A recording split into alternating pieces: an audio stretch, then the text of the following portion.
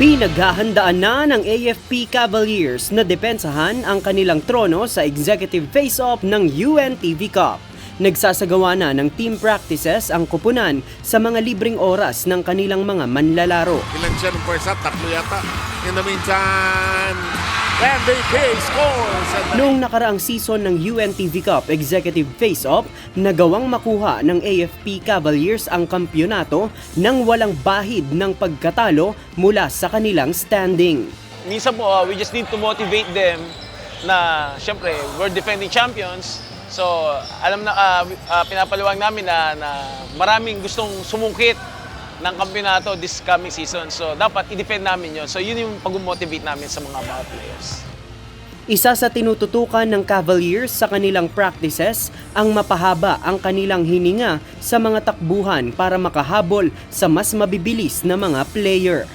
We make time na ma-maximize namin yung practices namin, and we have most of the time we have tune-up games with other teams, no?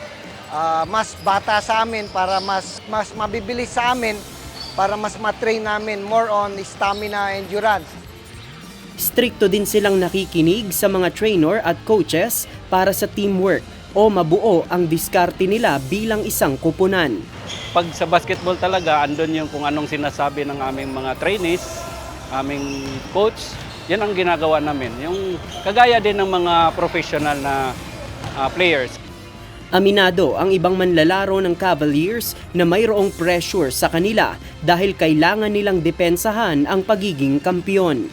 Ang pressure lang sa akin kung paano ko mag-gel sa team. Kasi once alam ko kung hindi kasi nag-gel ang isang tao, isang player, hindi rin magiging team yan.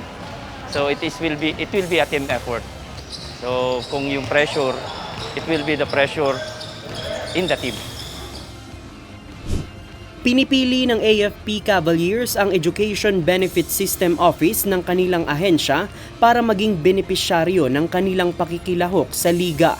Ang AFP EBSO ay nagbibigay ng scholarship sa mga anak o dependents ng mga kabaro nilang nasawi o nagtamo ng injury mula sa giyera. Sa darating na September 6 ang inaasahang pagbubukas ng bagong season ng UNTV Cup Executive Face-Off para sa isa na namang maaksyong bakbakan sa hardcourt at layuning makatulong sa mga nangangailangan.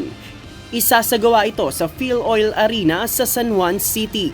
Win in sports, win for charity. JP Nunez, UNTV, News and Rescue. Diyos ang aming sandigan, serbisyo publiko ang aming pinahahalagahan.